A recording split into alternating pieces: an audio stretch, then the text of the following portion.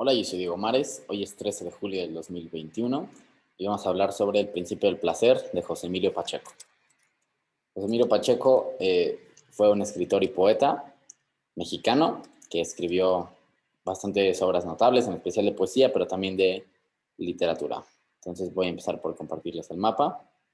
El principio del placer es podríamos decir que es como una antología, no sé, una recopilación de varios cuentos.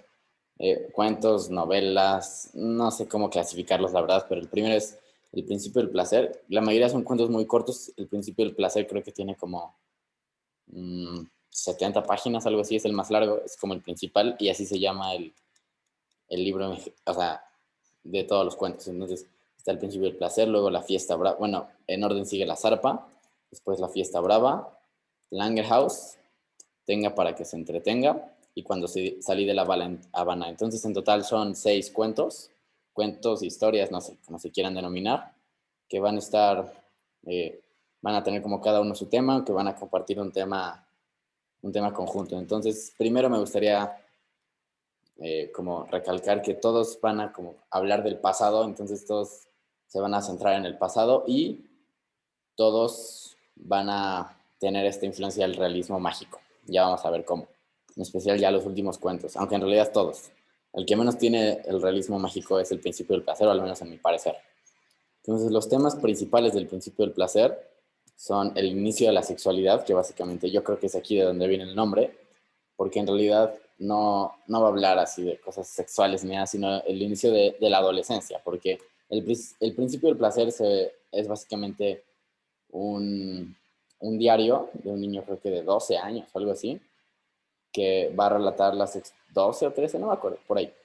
Va a iniciar su adolescencia y va a relatar cómo es, en el que pues, va a explicar su primer amor, nos va a abrir las puertas para ver cómo todos exageramos nuestra propia experiencia, va a mostrar su inocencia, va a tener incluso un cuestionamiento existencial y va a llegar a describir la corrupción en México. ¿Ok? Entonces estos van a ser los temas principales del libro, que de hecho están aquí, pero a ver, vamos a continuar. Entonces, primero yo quise dividir el principio del placer como en dos temas. El primero es la vida y en el segundo es el amor.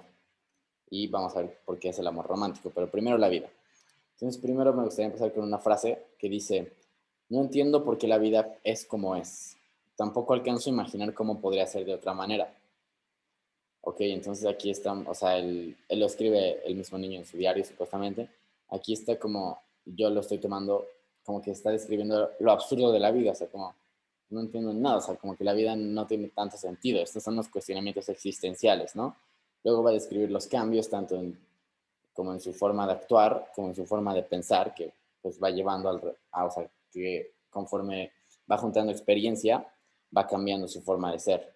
Y luego la desilusión de su primer amor y la desilusión de las personas, de la idealización, tema también bastante recurrente en la naturaleza humana, ¿no? La desilusión que va ligada al deseo, a la fantasía, idealización, etcétera. Luego también me gustaría citar otras frases que tienen que ver sobre la vida. Dice, la vida de todo el mundo siempre es horrible.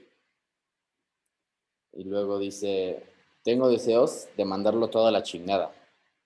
Y luego ya cuando el personaje se da cuenta de que en realidad lo estaba engañando la chava con la que él estaba y todos le habían dicho, léanlo, es un cuento interesante.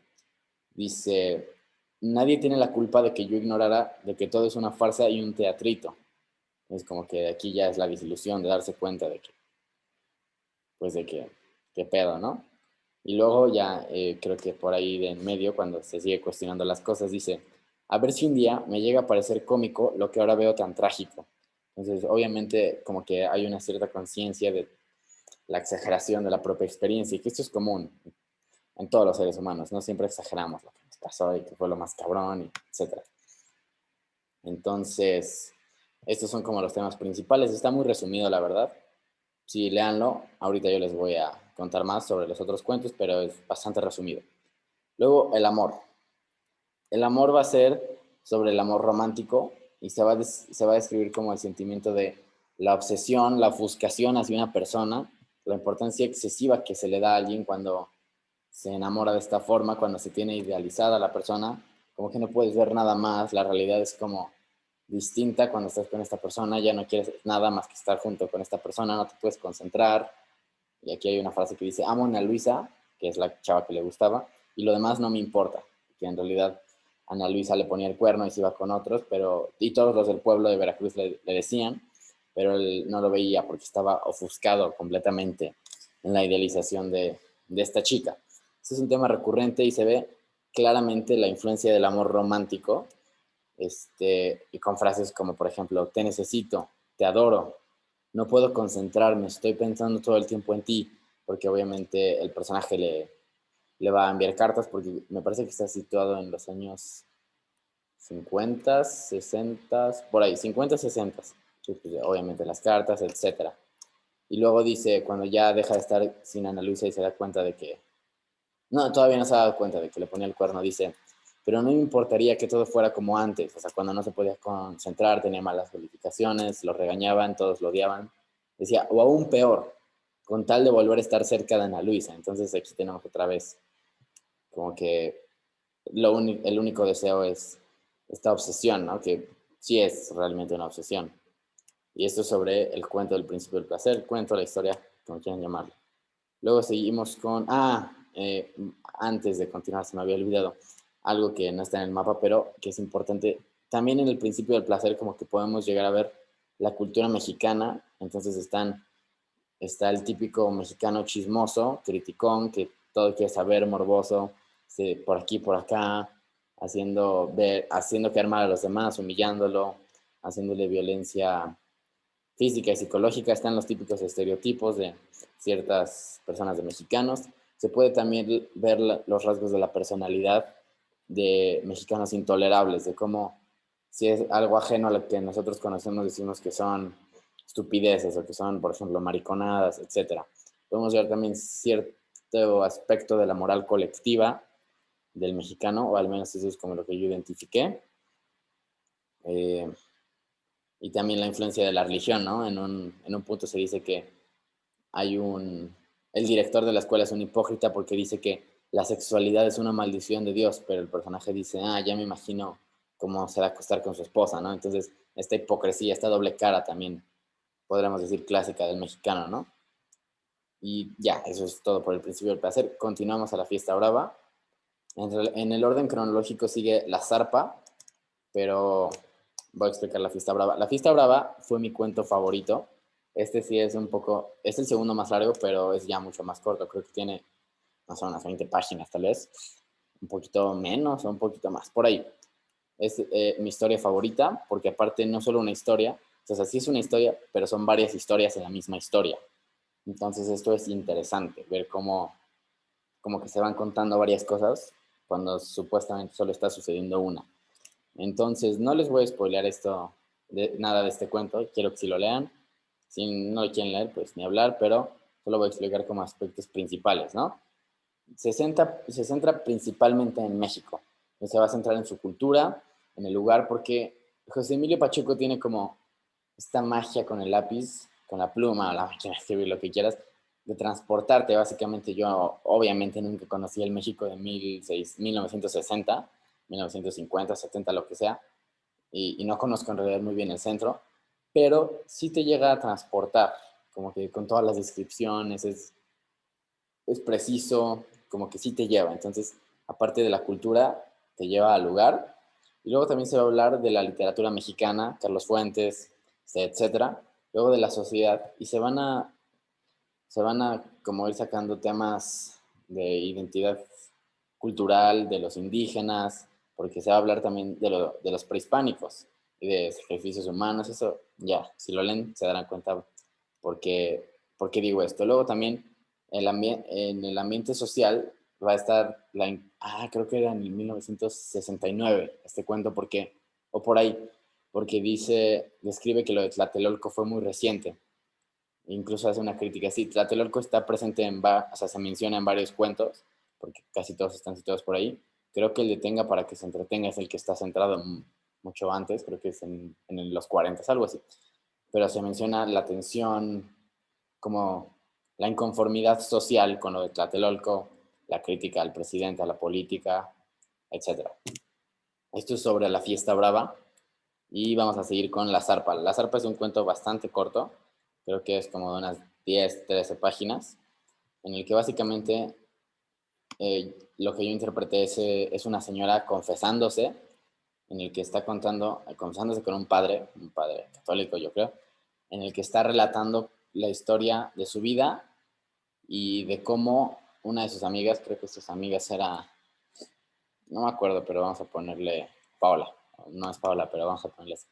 Paola es su amiga y pongamos que ella es Juana, en la que Juana se está confesando con el padre y está contando cómo sí, desde siempre se llevó con Paola y Paola siempre fue la más guapa, la más linda, etcétera, la de más dinero y que como siempre comparaban a Juana con Paola y decían, sí, la belleza de Paola se ve mucho más cuando Juana está a su lado porque Juana estaba gorda, fea, no tenía buenas calificaciones. Básicamente otra vez la idealización de, de Paola en el sentido negativo porque esta idealización afectaba la propia autoestima de Juana. Entonces los temas son la amistad, entre comillas, porque según eran mejores amigas, pero ella describe que siempre la odió y que la odió porque era tan buena. No es que Paola haya hecho algo mal, sino que Juana simplemente la odiaba porque era tan perfecta. Ahí otra vez la idealización falsa, dañina, en la que se está autoaniquilando, básicamente. Entonces, vamos a ver sentimientos de envidia, celos, soledad, rechazo social, una baja autoestima, un sentimiento de que soy alguien inútil y va a querer venganza y odio, porque al final Juana se va a encontrar ya de vieja, después de muchos años, se va a encontrar con Paola, que Paola también ya va a estar vieja y va a estar arrugada, ya no va a estar fea, y ahí es cuando Juana va a decir, y aquí es cuando yo me sentí como satisfecha porque ya éramos iguales. Entonces, es como cuando cobré mi venganza, algo así. Está bastante enfermo, la verdad. Qué trastorno tan terrible.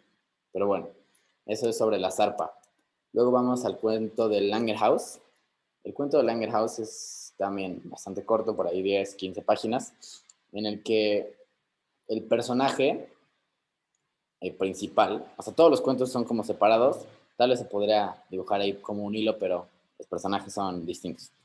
En el que el personaje principal va a recordar, ya grande, como creo que tiene 30 y tantos años, va a recordar uno de sus amigos que se apellidaba Langerhaus, que era un alemán, que era como, el alemán era rechazado, era músico y era muy inteligente, intelectual, pero era rechazado socialmente, los niños le hacían bullying, lo molestaban, y su único amigo era Langerhaus. Y ya pasaron toda la primaria juntos, se separaron, cada uno se fue a sus caminos, y luego el personaje principal va a leer un periódico en donde dice que Langerhaus se murió en un accidente de carro de camino a Cuernavaca. Entonces va a decir como, ah, cabrón, ¿no? Y luego el principal se va a encontrar con sus amigos de la secundaria, los que también conocían a Langerhaus, van a ir a cenar y les va a decir, ah, ¿vieron que se murió Langerhaus? Y los demás van a decir como, ¿de quién hablas? ¿Quién es Langerhaus? Y él va a decir como, ah, pues nuestro amigo, el alemán, acuérdense, y que nadie se acordaba. E incluso los que más molestaban a Langerhaus no se acordaban. Entonces el principal empezó a decir, no, obviamente sí, ¿qué te pasa? Está en el periódico. Y dijo, no, vamos a apostar y así. Y dijo, bueno, apostamos, ¿no? Y dijo, está en los anuarios de la escuela. Y dijo, yo tengo anuarios, uno de los personajes, yo tengo anuarios. Ah, vamos a verlos a tu casa. Y ya el personaje principal va a la casa del que tenía los anuarios de su ex compañero y revisan los anuarios de ese año y no aparece ni la foto de Langerhaus, porque donde se supone que estaba Langerhaus, en realidad estaba el personaje principal, ni aparece el registro de su nombre. Y luego dice, bueno, vamos, te enseño en el periódico, aquí aparece. Y dice, buscan el periódico de ese día, tampoco, no hay ningún tipo de accidente de ningún Langerhaus.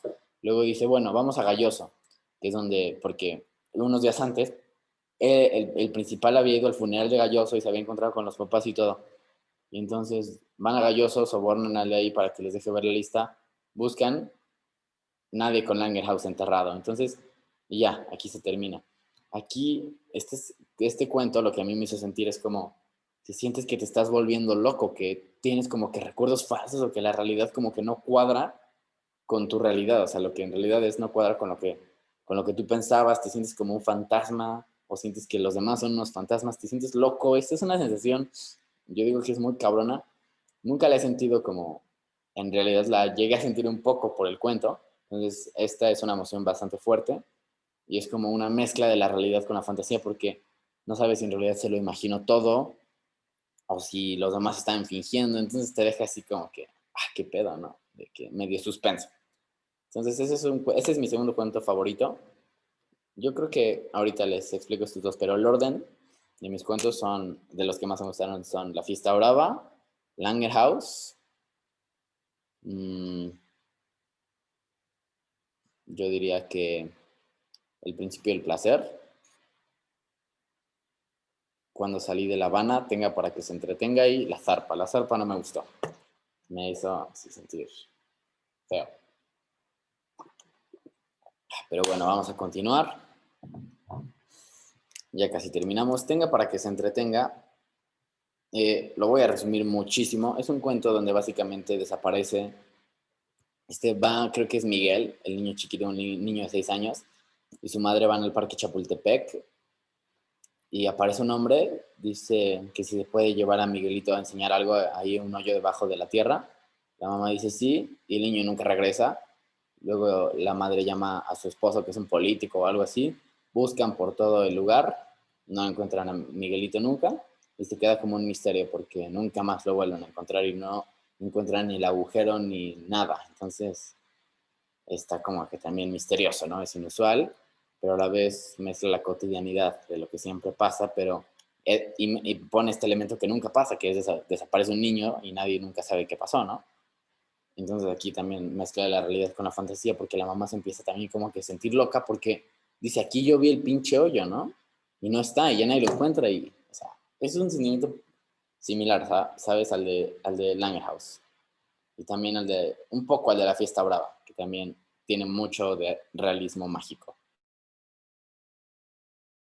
Y por último vamos a Cuando salí de La Habana. Este es muy reducido.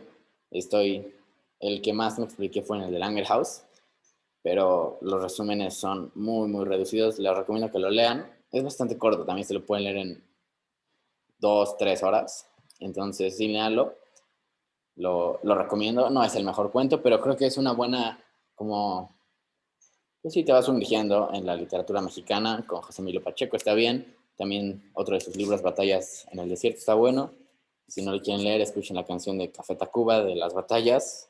No, no es cierto, pero también esa escuchen, está bueno. Que obviamente habla sobre el libro de las batallas en el desierto. Y bueno, vamos a Cuando salí de La Habana. Cuando salí de La Habana, lo voy a resumir también bastante, pero es lo que pasa en la historia. Una persona ya casada, un señor, se sube a un barco porque va a salir de La Habana, quiere escapar de que porque hay problemas políticos y sociales ahí en La Habana, de que revueltas, etcétera. Entonces quiere escapar, se sube a un barco, se va de camino a Nueva York, pero va a hacer una escala antes en Veracruz o en México, por ahí. Va a hacer la escala y ya todo bien, conoce una chava, como que se enamora de la chava, pero la chava creo que tiene 18 y él tiene esposa, aparte dice, bueno, estas 2 semanas fueron las mejores de mi vida, fui súper feliz. Y llegan y dice, creo que está situado en 1912 o algo así por ahí. Y la chava que conoce al principal le dice como, no, ¿sabes qué? O sea, como que Jim así está en shock. ¿Qué pasó? Y dice, es 2012. Así como de, ¿qué pedo? Y dice, nos tardamos 100 años en pasar, somos como el barco perdido. Y dice, ¿cómo nos vamos a adaptar a este mundo que no conocemos? Y ya ahí termina y te deja con ese sentimiento de, verga, ¿qué pedo, no? Entonces es un barco fantasma que nunca se había perdido un barco y como que ya se perdió y apareció 100 años después, ya, pero para ellos pasó el tiempo normal, ¿no? Y es como este sentimiento de imposibilidad, de que no sabes, o sea, no, tú lo estuviste viviendo y no pasaron 100 años, pasaron 2 semanas para ti, ¿no? Acontecimientos irreales y también este sentimiento como de locura, ¿no? Entonces son cuentos interesantes, la verdad. Eso sería todo por el modo mental. Y Y sí, perdón. Son cuentos interesantes en los que, como digo, se regresa al pasado siempre. El pasado es como el foco de todos los cuentos. Entonces me gustaron. Buenos cuentos. No así súper, súper buenos, pero bastante buenos. Esta es la clase y adiós.